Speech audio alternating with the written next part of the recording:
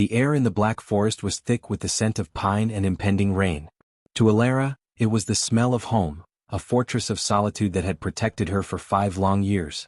Inside the modest, timber-framed cottage, the air was laced with a different aroma altogether. The sharp tang of chemicals, the earthy smell of crushed minerals, and the underlying ever-present scent of charcoal from the furnace. Before her, on the heavy oak workbench scarred by fire and acid, sat her father's legacy. It wasn't a chest of gold or a title of nobility. It was a single, flawless pane of glass about the size of a folio. But it was like no glass she had ever seen. It was not merely clear, it was utterly invisible, a window to the world outside that seemed to be made of captured air itself. The raindrops that began to patter against the forest canopy outside looked as if they were hitting an open frame, their trajectories uninterrupted until they landed on the windowsill beneath it. Her father, Alaric, had called it Vetro di Puro Spirito, glass of pure spirit. A revolutionary formula that promised glass of unparalleled clarity, strength, and lightness, a secret that had cost him his reputation, his home in Venice, and ultimately his life. Elara ran a calloused finger over the edge of the pane. Her hands, though young, were not those of a lady. They were stained with soot and acid burns, nails kept short and practical. At 22, she carried the weight of her father's genius and his paranoia. The memory of their flight from Venice was a wound that had never fully healed. The shouts in the night, the smell of smoke, her father's frantic hands shoving a heavy leather-bound journal into her pack. "They will come for it, Elara," he had whispered, his breath ragged. "The Guild. The Council of 10. Men who see knowledge not as a light, but as a chain to bind others. You must protect the formula. It is not for this age of greed. It is for a better one." A better age felt very far away in the gloom of the Black Forest. Her protection was a facade of simplicity. To the few villagers in the nearby hamlet, she was simply Elara, the reclusive herbalist and odd-job woman, the strange foreigner who kept to herself. They didn't know about the crucibles hidden beneath the floorboards, or the meticulously coded journal she deciphered by candlelight every night. The rain began to fall in earnest, a steady drumming on the roof. It was the sound that masked the other noises, the crunch of a boot on wet pine needles, the subtle creak of the porch. Elara, her senses honed by years of vigilance, froze. She wasn't expecting anyone. A fist hammered on the door, a sound so alien and violent it shattered the cottage's fragile peace.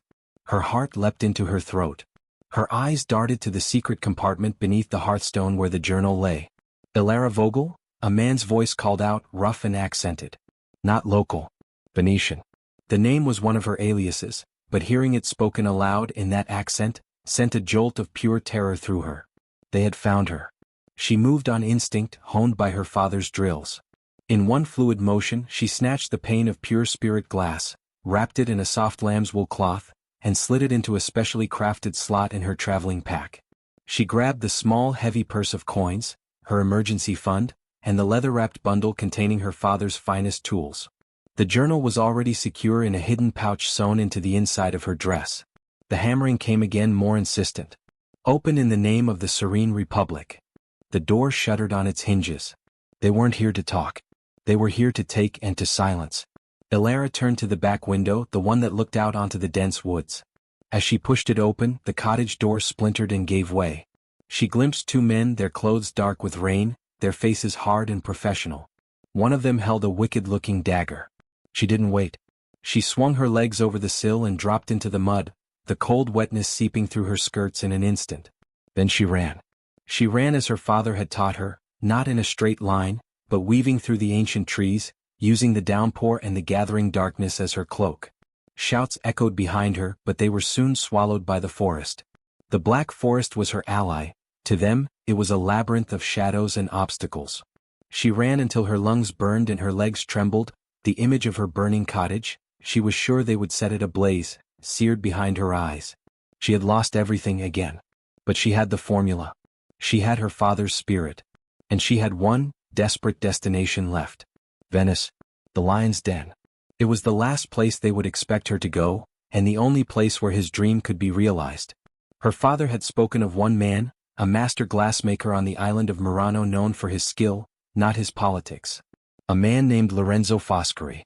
He was pragmatic, brilliant, and, most importantly, he was not beholden to the powerful glass guild. He was her only hope. The journey south was a blur of fear and exhaustion. She traveled as a boy, cropping her long chestnut hair short with a knife and trading her dress for rough-spun breeches and a tunic bought from a startled farmer. She became Elias, a young man seeking work in the city-states. She slept in barns and under hedges, her hand never straying far from the small dagger at her belt or the hidden pouch against her skin. When she finally saw the lagoon, with Venice rising from the water like a mirage of white marble and terracotta, her breath caught. It was more beautiful and more terrifying than she remembered. The city was a jewel, but it was a jewel guarded by dragons. The same dragons that had hounded her father to his grave. Getting to Murano was its own trial. The island, the exclusive domain of the glassmakers, was a world unto itself, its secrets guarded as fiercely as state secrets. The air here smelled different from the forest. It was salty, fishy, and laced with the perpetual acrid smoke of 100 furnaces. Lorenzo Foscari's workshop was not the largest on the canal, but it had a certain proud, if slightly worn, dignity. The sign above the door, a gilded lily that had lost some of its luster, identified it as the Fioritura Fornis, the blooming furnace. Elara, once again presenting as a young man named Elias, pushed open the heavy door. The heat hit her like a physical wall, a dry, intense heat that was the forge's heartbeat. The roar of the main furnace was a constant, primal sound. Men moved in a rhythmic dance around it, their muscles glistening with sweat, their long blowing irons dipping into the molten cristallo, the famous clear glass of Venice. She stood for a moment, transfixed. It was a ballet of fire and skill, an alchemy of sand and ash that her father had so deeply admired and sought to perfect. "You, boy, if you're here to gawk, do it outside. You're letting the heat out." The voice was deep, laced with impatience and the gravel of decades shouting over furnace noise. She turned to see a man in his late 40s, his black hair streaked with distinguished silver at the temples, his face handsome but set in lines of perpetual skepticism. He wore a leather apron stained with soot and chemical burns, and his eyes, a piercing, intelligent blue, assessed her with unnerving swiftness. This was Lorenzo Foscari. Elara swallowed, lowering her voice to a husky pitch. "I seek work, Maestro. I am a hard worker. I learn quickly."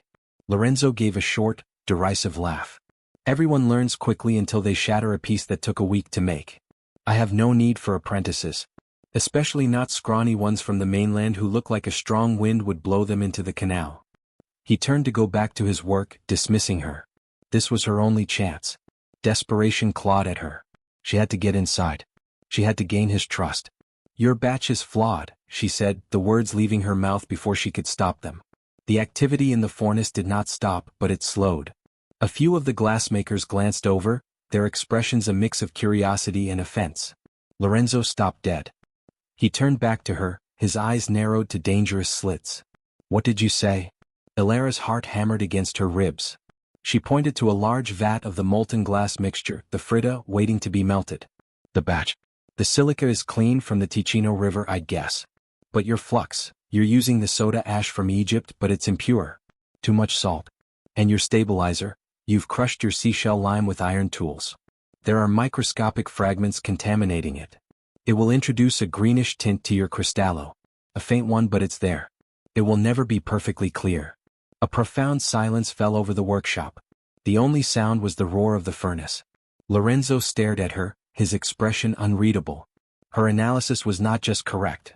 It was impossibly, unnervingly precise. It was the kind of knowledge possessed only by a master, someone who understood the art at a molecular level. He walked towards her, his steps slow and deliberate. He stopped so close she could smell the smoke on his skin. "Who are you?" he asked, his voice low and dangerous. "My name is Elias," she said, holding his gaze, though every instinct screamed to look away. "And I wish to learn." Lorenzo's eyes searched hers, looking for the lie. He saw the soot smudged on her cheek, the desperate determination in her young face, and the profound, inexplicable knowledge behind it. "Elias," he said finally, the name a skeptical murmur on his lips. "You will sweep the floor. You will fetch the wood for the furnace. You will clean the tools. You will do whatever my men tell you to do.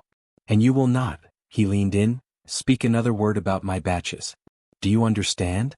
Elara nodded, a wave of relief so powerful it made her knees weak. "Yes, Maestro." "Good." He turned to his foreman. "Giuseppe, find the boy a broom. The clean one." She was in. Life in the Fioritura Fornis was a form of servitude, but to Elara, it was a form of salvation. She was Elias, the quiet, strangely knowledgeable odd-job boy, She kept her head down, her mouth shut, and her eyes and ears open. She worked until her bones ached, her hands becoming raw and blistered from hauling wood and scrubbing ash from tools. She watched Lorenzo work. He was a true artist. His hands, though large and strong, were capable of astonishing delicacy. He could coax a gob of molten glass into a delicate lily or a robust drinking vessel with equal mastery. But she also saw his frustration. He was pushing against the limits of the known, trying to achieve a clarity and strength that constantly eluded him. She saw the faint greenish tint in his best pieces, the very flaw she had identified. He would hold a finished vase up to the light, his lips pressed into a thin line of dissatisfaction, before setting it aside with a grunt. She ached to show him the pain of pure spirit glass she kept hidden in her meager lodgings, a small damp room near the canal. She yearned to tell him about the formula, about the secret of using purified manganese dioxide in a specific reduction process, combined with a unique blend of quartz and potash, to remove all color and create a lattice of incredible strength. But her father's warning was a constant echo: trust no one. Weeks turned into a month. The initial suspicion towards her began to fade, replaced by a grudging acceptance. She was a hard worker and she never complained. One evening, as she was banking the furnace for the night, Lorenzo approached her. The other workers had left. The workshop was lit by a single oil lamp, casting long, dancing shadows. "The green tint," he said without preamble. "You saw it?" "How?" Elara froze, her back to him. This was the moment. She had to give him something, a piece of the truth, without revealing the whole. She turned. "My father," she said, the word catching in her throat. "He was a student of materials.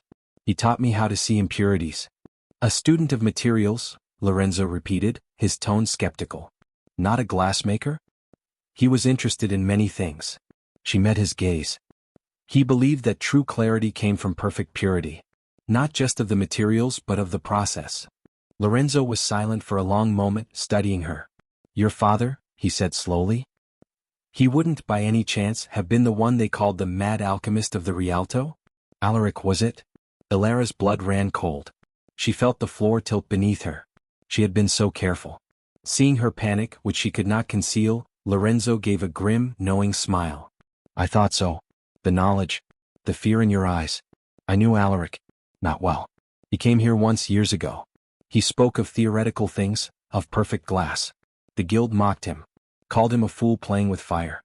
They drove him out." He paused, his eyes boring into her. "You're not a boy. You're his daughter." Tears welled in Elara's eyes, a mixture of terror and a strange, unburdening relief. The disguise was over. She nodded mutely. "They say he had a formula," Lorenzo pressed, his voice dropping to a whisper. "A secret that died with him." Elara looked at the man before her. She saw the artist, frustrated by his limitations. She saw the pragmatist who had given her a chance based on her knowledge alone. She saw not a member of the guild but an outsider like her father. Like her. "It didn't die with him," she whispered back. She saw the shock register on his face, followed by a blazing, hungry curiosity. It was the look of a man who has spent his life searching for a door, only to find someone holding the key. "Show me," he breathed. The alliance that formed between them was fragile, built on a foundation of shared obsession and mutual need. Elara, no longer needing the pretense of being Elias, moved into a small room above the workshop. She was now Elara, the Maestro's strange, reclusive assistant. By day they worked on normal commissions, producing the beautiful, saleable glassware that kept the fioritura afloat. But by night they became conspirators, pioneers. In the secretive glow of the banked furnace, Elara revealed her father's journal. It was written in a complex cipher, part Latin, part Greek, part numerical code, but she had spent 5 years deciphering it. She guided Lorenzo through the process. It was not a simple recipe. It was a symphony of precise measurements, temperatures, and chemical reactions. The purification of the manganese was an alchemical process in itself. The timing was everything. Lorenzo listened, his skepticism slowly melting into awe. "He was a genius," he murmured one night, his fingers tracing the intricate diagrams in the journal. "A madman perhaps, but a genius. The guild would have burned this book." "They tried to burn him with it," Elara said quietly. "Their first attempts were failures. The batches would not combine correctly. The glass would crystallize or turn a murky gray. Each failure was costly both in materials and in morale. The pressure was immense. Elara would start at every sound from the canal, imagining guild spies lurking in the shadows. But Lorenzo's practical skill, combined with Elara's theoretical knowledge, began to bear fruit. He understood the feel of the glass, the way it moved and breathed in the heat, in a way her father, the pure theorist, never could. He translated the formula's ideals into the physical language of the furnace. Then one night it happened. Lorenzo gathered a small gob of the new, perfected batch on his blowpipe. He blew, and the bubble that formed was not just clear, it was like a sphere of solidified air. It held its shape with a strength that defied its apparent fragility. As it cooled in the annealing oven, they both stared at it, their faces illuminated by its impossible purity. "Dio mio," Lorenzo whispered, his voice thick with emotion. He looked at Elara, and for the first time she saw not just respect but reverence. "Your father's dream, we have it." They made a small vial, a simple, elegant shape. When it was cool, Lorenzo filled it with water and held it up. The glass itself seemed to disappear. Only the water, suspended in midair, was visible. It was a miracle. But miracles are dangerous things in a city of spies. The trouble began subtly. A shipment of high-quality silica was accidentally redirected to another, larger furnace. Then the price of the specific Egyptian soda ash they needed suddenly tripled overnight. Lorenzo's usual suppliers grew evasive. "The guild is tightening its grip," Lorenzo told Elara, his face grim. "They suspect something. They can't prove it, but they feel a disturbance in their monopoly. They are like a spider that feels a single strand of its web vibrate." The spider's name was Silvio Morosini, a member of the powerful Glass Guild Council, a man whose family had been making glass for centuries and whose wealth and influence were woven into the very fabric of Venetian power. He was a man in his 60s, with a face like a benevolent hawk and eyes that missed nothing. He came to the Fioritura furnace one afternoon, dressed in fine silks, a stark contrast to the sooty workshop. He moved through it with an air of condescending ownership. "Lorenzo, my old friend," Morosini said, his voice smooth as oil. "Your work is always so passionate. I hear you've been experimenting." Lorenzo's posture was rigid. "A glassmaker who does not experiment is a dead glassmaker, Silvio." "Indeed. But some experiments can be disruptive." Morosini's eyes flickered around the workshop, lingering on Elara, who was pretending to polish tools in the corner. "Rumors travel. Rumors of a strange young person with uncommon knowledge. Rumors of a clarity of glass that defies belief." He picked up a regular, slightly green-tinted vase from a shelf. "But I see nothing extraordinary here." His gaze settled back on Elara. "Who is your new assistant, Lorenzo?" "She doesn't look Venetian." "She is my niece from the mainland," Lorenzo lied smoothly. "She is in mourning, helping me for a time." Morosini's smile did not reach his eyes. "How tragic. We must all be so careful in these troubled times. The secrets of Murano are what make Venice strong. To betray them is to betray the serene republic itself. The punishment for such treason is severe. It does not end with the traitor. It extends to all who aid them." The threat hung in the hot air, more palpable than the furnace's heat. After Morosini left, the workshop felt cold. "He knows," Elara said, her voice trembling. "He suspects," Lorenzo corrected, but his face was pale. "He has no proof. But men like Morosini do not need proof to act. Only suspicion." The pressure was becoming unbearable. Elara knew she was endangering Lorenzo and everyone in the furnace. Her dream of realizing her father's legacy was turning into a nightmare for everyone around her. The breaking point came a week later. Giuseppe, the foreman, a man who had worked for Lorenzo for 20 years, was found floating in a canal. The authorities called it an accident, a drunken misstep. But his purse was gone, and the look of terror was frozen on his face. In his hand, clutched so tight they had to break his fingers to remove it, was a silver button engraved with the Morosini family crest. It was a message, a declaration of war. That night, as Elara packed her few belongings, tears of guilt and fury streaming down her face, Lorenzo entered her room. "Running?" he asked, his voice soft. "I cannot have your death on my conscience, Lorenzo," she said. "My father's formula is not worth this." "It is not just your father's formula anymore, Elara," he said, stepping forward. "It is ours. It is my art made perfect. It is your legacy given life. Giuseppe was my friend. His death will not be in vain. We will not run. We will fight." "How?" "Morosini has the power of the guild, the Council of 10 behind him. We have something he does not," Lorenzo said, a fierce, determined light in his eyes. "We have the truth. And we have the glass. We will not hide. We will show the world. He outlined a plan, audacious to the point of insanity. The Doge of Venice was holding a grand ball in a fortnight, a celebration of Venetian trade and power. The centerpiece of the banquet hall was to be a magnificent glass chandelier, commissioned from the Morosini furnace. "We will replace it," Lorenzo said, his voice trembling with a mix of fear and excitement. "We will create a chandelier of pure spirit glass. We will hang it in the hall of the Doge's palace itself. When the nobles of Europe see it, when they see what we have created, Morosini will not be able to touch us. The demand for it will protect us. The Doge himself will be our patron." It was a monumental task. To create a chandelier of that size and complexity with the new, untested process in just 2 weeks was impossible. It was a suicide mission. Elara looked at Lorenzo, at the fire of creation in his eyes, a fire that mirrored the one her father had possessed. The fire she herself carried. She saw no other path forward. Hiding had failed. Running had failed. All that was left was to shine a light so brilliant that the shadows could not consume it. She nodded. "We make the chandelier." The following 2 weeks were a fever dream of ceaseless work and paranoia. The Fioritura furnace closed its doors to the outside world, claiming a private, prestigious commission. Inside, a small, trusted cadre of glassmakers, those loyal to Lorenzo beyond question, worked in shifts, their world shrinking to the heat of the furnace and the emerging miracle. Elara was the conductor of this fragile orchestra. She monitored the batches, her father's journal always open, her calculations precise. Lorenzo and his best men executed the physical creation. They blew dozens of individual pieces, delicate arms, crystalline flowers, shimmering teardrops, all from the pure spirit glass. Each piece as it was finished was a marvel. They were like sculptures of ice and light, with no imperfection, no color, only a captive, brilliant clarity. As they worked, the world outside grew more hostile. A fire broke out in their wood storage shed one night. They managed to put it out before it reached the workshop. Then, a brick was thrown through the main window with a note tied to it. "Abandon your blasphemy." Morosini's web was tightening. The night before the Doge's ball, the chandelier was complete. It lay in 100 pieces, carefully packed in straw, ready to be transported and assembled in the palace. It was the most beautiful thing Elara had ever seen, even in its deconstructed state. It was her father's vindication, her partnership with Lorenzo made manifest. The journey by barge across the lagoon to St. Mark's Square was tense. Every shadow on the water felt like an enemy boat.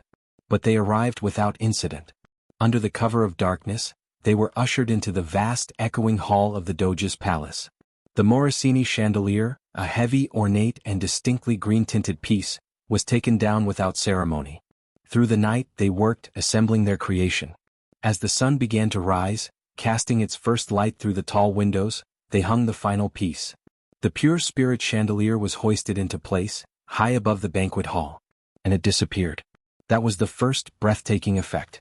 The central structure, the arms, the supports, they all seemed to vanish into the air. All that was visible were the hundreds of crystalline droplets and floral elements, which now appeared to be floating in mid-air, catching the dawn light and fracturing it into 1,000 tiny, brilliant rainbows that danced across the walls and ceiling. It was as if they had captured a constellation of stars and hung it in the room. Lorenzo and Elara stood side by side looking up.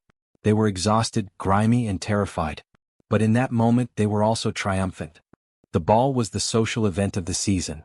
The hall filled with the glittering elite of Venice and visiting dignitaries. The murmur of conversation and the strains of music were a constant hum. And then, as the evening darkened outside and the candles in the chandelier were lit, a hush fell over the crowd. The effect was even more magical by candlelight. The flames, with no visible glass to hold them, appeared as pure, dancing orbs of fire, suspended in the air, their light magnified and purified by the flawless glass around them. The rainbows were replaced by a soft, ethereal glow that illuminated the entire hall with a quality of light no one had ever seen before. It was daylight captured in crystal. Gasps of awe rippled through the crowd. A cluster of people gathered beneath it, pointing, their faces filled with wonder. Elara, wearing a simple but elegant dress she had borrowed for the occasion, stood nervously near a pillar. Lorenzo was at her side, standing tall for the first time in weeks. It was then that Silvio Morosini found them. His face was a mask of cold, controlled fury. He pushed through the crowd, 2 armed guards at his heels. "Foscari," he spat, ignoring all decorum. "What is this trickery?" "It is no trick, Silvio," Lorenzo said, his voice ringing clear in the hushed room. Many were now listening. It is progress. It is the future of glass. It is heresy. Morosini's voice rose. It is a violation of the guild's sacred laws. This thing was made with stolen secrets. Alchemical devilry. His eyes locked onto Elara. And you? The alchemist's daughter. I should have had you drowned in the lagoon the moment you set foot on Murano. The accusation hung in the air. The Doge himself, a dignified old man in robes of state, approached, his expression unreadable. These are serious accusations, Morosini, the Doge said. They are your serenity. Morosini proclaimed, turning to the crowd. This girl is the daughter of Alaric, the madman who sought to undermine our art with his unnatural experiments. He was banished, and she has returned, seducing this simple glassmaker, to steal our secrets and claim them as her own. That glass was made with knowledge forbidden by the guild. It was the story he had prepared. The story of the hysterical woman and the duped craftsman. It was a story designed to destroy them. Elara's fear crystallized into a cold, sharp anger. She stepped forward out from behind the pillar and faced the Doge. She did not look at Morosini. Your serenity, she said, her voice clear and steady, carrying through the hall. My name is Elara, daughter of Alaric. My father was not a madman. He was a visionary. He was driven from Venice not for heresy, but for threatening a monopoly. The secret of this glass is not a stolen secret. It is his legacy entrusted to me. And it was realized not through seduction, but through partnership with Maestro Foscari, whose skill brought theory to life. She turned to the crowd, her gaze sweeping over the faces of the most powerful people in Europe. My father's dream was not to destroy the art of glass, but to elevate it. To give the world something of perfect beauty and clarity. Is that a crime? Or is the true crime the desire to hide such a light under a bushel, to keep beauty locked away for the benefit of a few? She looked directly at Morosini. The only one here who speaks of theft and devilry is the man who would kill to keep this knowledge for himself. He had my father's home burned. He had an innocent man, Giuseppe, murdered. He sent his thugs to kill me in the Black Forest. Ask him what happened to the foreman of the Fioritura Fornace. Ask him why his family crest was in a dead man's hand. A shocked murmur ran through the crowd. Morosini's face went from red to white. He had not expected this. He had expected cowering, not a counterattack. The Doge looked from Elara's defiant face to Morosini's panicked one. He looked up at the chandelier, at the miraculous floating light that had captivated his entire court. Maestro Foscari, the Doge said, turning to Lorenzo. Can you vouch for this woman? And for this process? Lorenzo stepped forward and placed a hand on Elara's shoulder. A gesture of solidarity and respect. I can, your serenity, he said proudly. Elara is the most brilliant mind in glass I have ever encountered. The formula is hers by right. The art is ours by partnership. What you see above you is not devilry. It is the future. And it belongs to Venice, if you are wise enough to claim it. The silence in the hall was absolute. The Doge's eyes were fixed on the chandelier, on the impossible, beautiful proof that hung in the air before him. Then he smiled. It seems, the Doge announced to the assembled nobility, that Venice has a new treasure. And it seems we have two new esteemed citizens to thank for it. He turned to Morosini and his smile faded. Silvio Morosini, you will answer the Council of 10 for the death of Giuseppe. Your seat on the Guild Council is hereby suspended. It was over. Morosini, defeated and exposed, was led away by the guards. The crowd erupted in a buzz of excited conversation, their attention turning back to the wondrous chandelier. 1 year later, the Fioritura Fornace was no longer a modest workshop. It had expanded, becoming the most celebrated glasshouse in Murano, patronized by the Doge himself. The demand for the Vetro di Puro Spirito, now officially trademarked as such, came from every corner of Europe. Kings and popes sent emissaries, their commissions funding a new golden age for the Fornace. Elara stood on a balcony overlooking the main workshop. She wore a fine dress, but her hands still bore the marks of her work. She was no longer an assistant, but a partner, the theoretical master of the house. Lorenzo handled the grand artistic designs, while she oversaw the perfection of the process, constantly refining her father's formula. Lorenzo joined her, a glass of wine in his hand. He handed one to her. They clinked glasses, the pure spirit crystal ringing with a note as clear as its appearance. A letter from the King of France, Lorenzo said, a hint of awe in his voice. He wants a full table service. Elara smiled, looking out at the busy, prosperous workshop. The furnaces roared, but the sound was no longer one of threat, but of creation. Her father's journal was safe, its secrets no longer a burden, but a gift they were sharing with the world on their own terms. She had come to Venice as a fugitive, hiding her identity and her truth. She had been forged in the fire of fear and persecution, tempered by partnership, and finally she had emerged like the glass itself, strong, clear, and brilliant. She was no longer just the alchemist's daughter. She was Elara the glassmaker. And her story was just beginning.